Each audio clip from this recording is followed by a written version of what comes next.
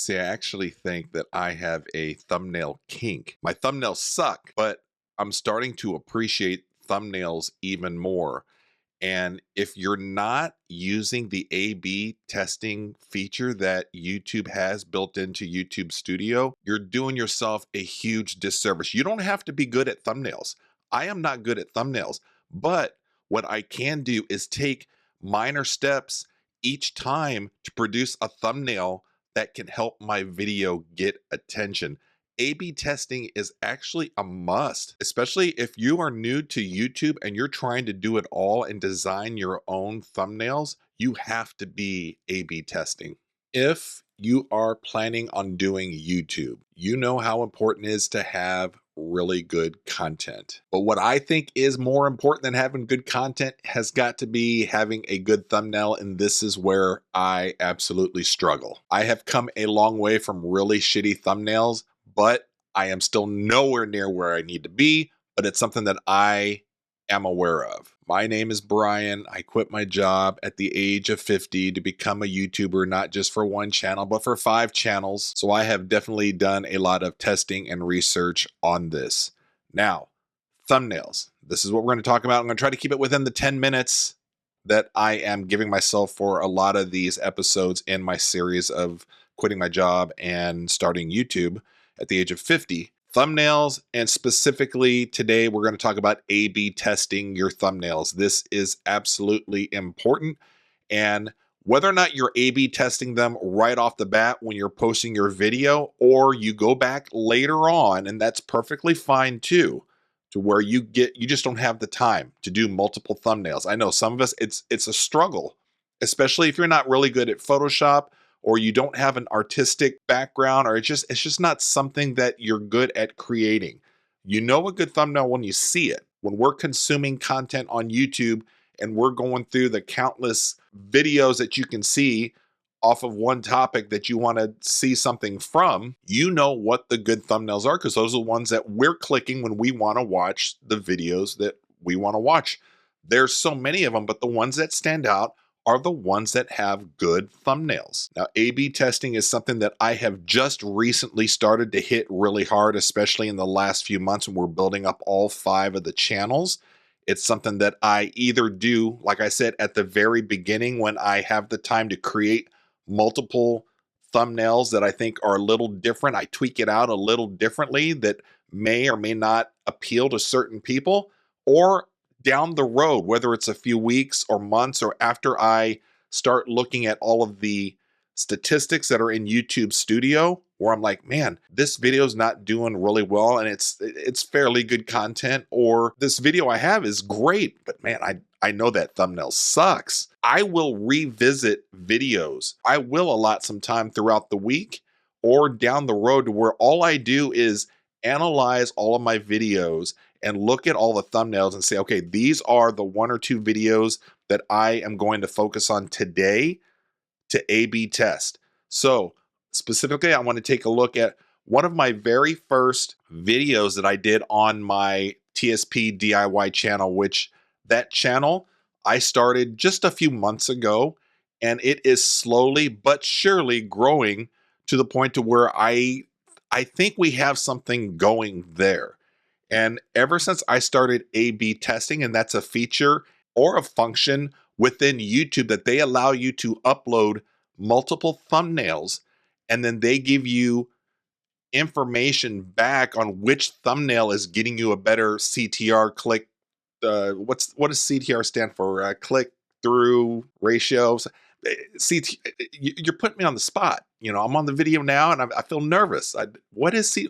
You guys know what CTR stands for. I don't have to tell you. A/B testing. You have to be doing it. We're going to look at my ice maker leaking video. This was the first video that I got inspired to do when I wanted to do my DIY channel. I was like, you know what? I'm going to spend some time to really get some good angles, some good details, good instructions, and try to keep it to where the video doesn't just kind of ramble on. I did a lot of kind of editing out the dead spots, but I think it's a very helpful video for people that may not be able just to go out and buy a brand new ice making machine when theirs is leaking like mine is. So my very first thumbnail that I created for this video, and this video is almost at 10,000 views. It's the craziest thing. It's the first video that I was like, I want to create a DIY channel. And this is one to where it's consistently on a day-to-day basis, week-to-week basis, month-to-month basis, one of my better performing videos. So let's take a look at the very first thumbnail that I made for it. And this is when I was just kind of throwing things into Photoshop again. I know enough to kind of get around, but not to the point to where anybody should be paying me anything to be making thumbnails. I do what I need to do to get stuff done. I'm never really satisfied with any of my thumbnails, but at some point you have to just say, package it, send it off, and let's go, or else you'll never complete a project. So this is the very first one. And I look at it, I'm like, I can see at the time when I created this, why I thought this was good or good enough. Now that I look at it, the resolution on the ice maker is very low. So when it's blown up on like a big TV, you can really tell it's kind of grainy. So it's like, that's kind of nasty. And then there's just too much text that kind of blends into the lighter background on here. But again, despite this being probably a very average, sub-average, subpar thumbnail, this video is one of my better videos. So contrary to what a lot of other people that are out there will tell you, if you have a relatively good performing video, don't touch anything. Don't touch the title, don't touch the thumbnail. And I call bullshit on that, because if you know that you have a above average video, but you know your thumbnail is not very good, but you're getting good statistics from it, I'm like, your thumbnail is holding back that video. You could be doing a whole lot better. Does that make sense, right? So some people are so paranoid about this that they won't touch their top videos. I have no problem with it. So this is the base thumbnail that I am using on this A/B test. Now, what we can do is I created another one probably a few weeks after the fact, where I was like, you know what, I'm not really crazy about this thumbnail.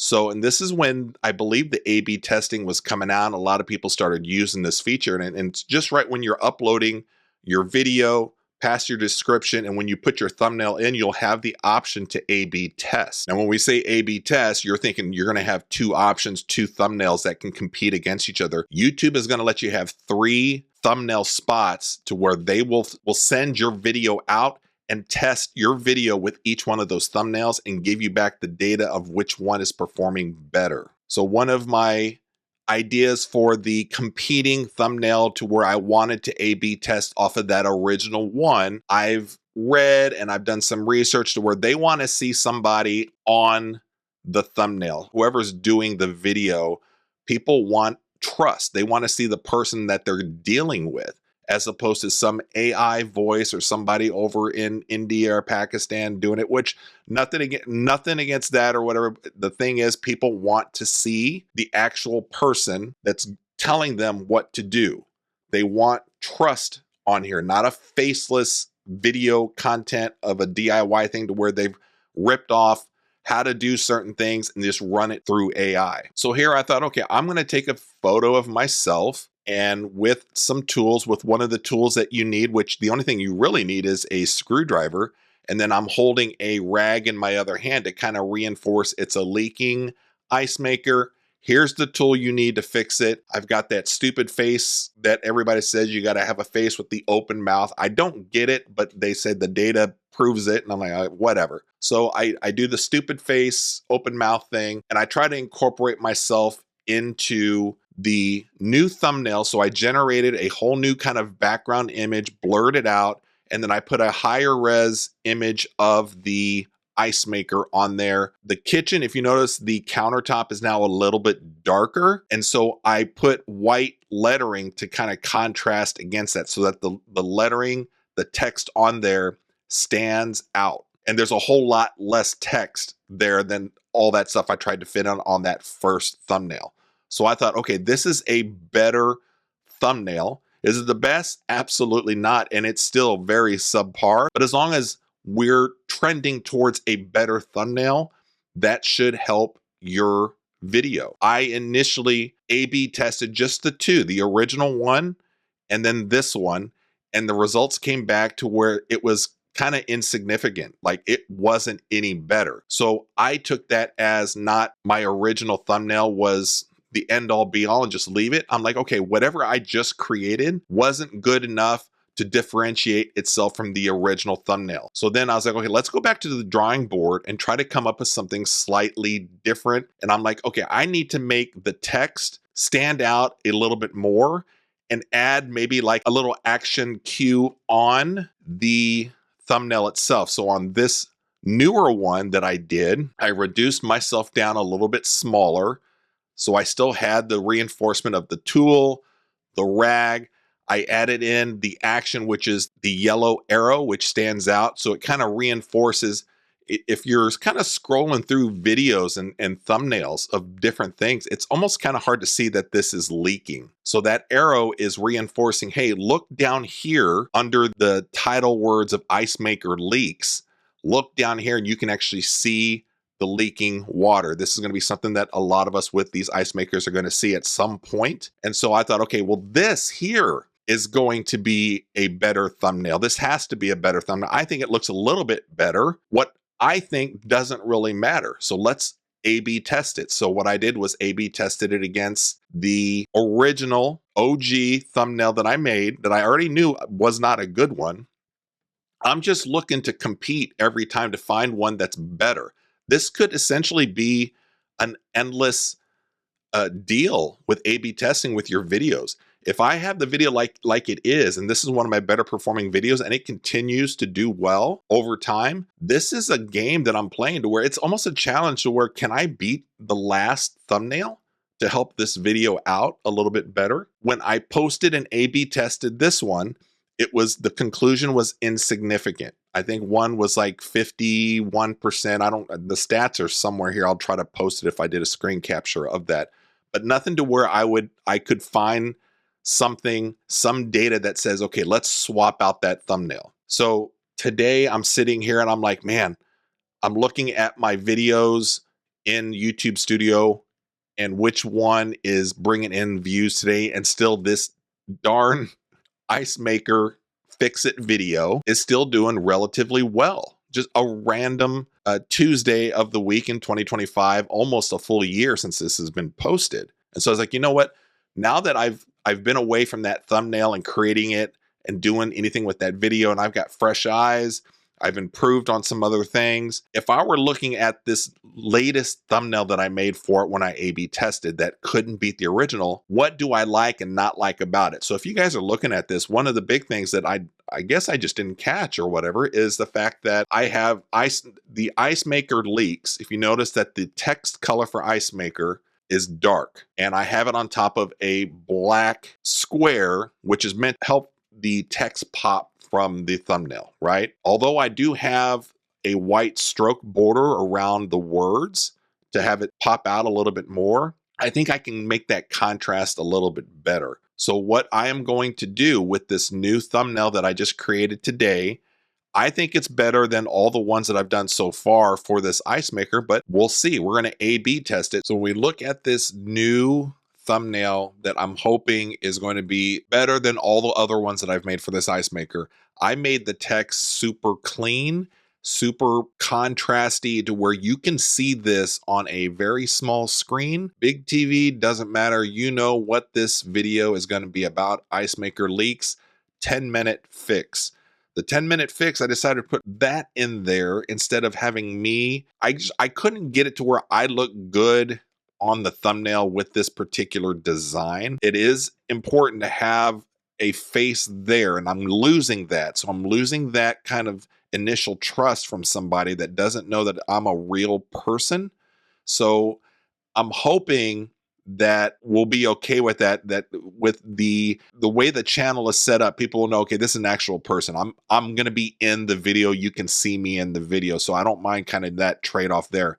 But here I am letting them know, here's our contract that I'm having with you. If you come to this thumbnail and you click onto the video, this is an Ice Maker that leaks, and it's a 10-minute fix. I changed that little action arrow that's there, and I made it a little bit bigger, and I kind of changed the way the shape is so that when you're reading the text from top to bottom, and then you're following the arrow back down onto the countertop, and the way the arrow is kind of shaped, it really draws the eye to that leak that's on the countertop, if you can see that. I think this is the cleanest one.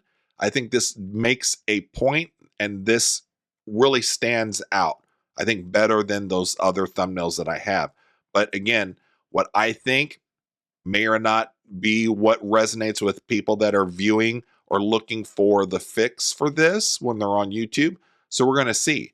So I'm going to put that up against the two other thumbnails that have been competing. So the original one, this one here, and then the other one that was close to the first one when it first initially did the A/B test, and it was fairly close. So I'm going to put up the three, and hopefully we're going to see results that are similar to this other video that I have that I did for the car on an oil change using a particular oil drain valve, and I did 3 different thumbnails.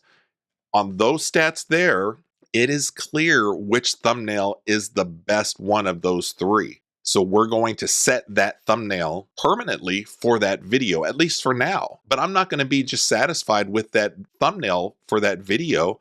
I may, I don't know, 3-6 months down the road when I have some time and when I've gotten better at making thumbnails, I may revisit this video here for the oil change, and try to come up with another thumbnail that's better than that one. And then I'll A/B test it at that time to see which one is better. But I'm going to have these 3 for the ice maker go up today. And then we're going to see in 2 weeks, I'll let you guys know if one of these 3 has a statistical advantage that shows that this should be the lead thumbnail for my video. That there is a huge thing. A/B testing within YouTube. If you're a YouTuber, if you're a content creator, you absolutely have to be doing this at some point. Even if you're not comfortable with it, you're not very good at Photoshop or whatever software that you use to do this, you have to really spend a lot more time than you probably are. I'm talking to myself also. So make it a game if you have to, but utilize that A/B testing within YouTube so that you can give your videos the best chance possible to succeed and get some attention when it's one of hundreds of other videos that are talking about the same thing that you're talking about in your video. Let me know your strategies on A/B testing and what you do. Is it similar to what I'm doing, or do you have some other kind of strategy with that in testing out your thumbnails? I would love to hear it because I need all of the information and all the tips, real tips, not just the ones that everybody regurgitates and then goes out there and they're like, here's what you need to do on YouTube, because I'm tired of that shit. I now have skin in the game to where I have to make my YouTube channels do really well, and I have to get them monetized in a short amount of time because I no longer am going to have that extra paycheck coming in.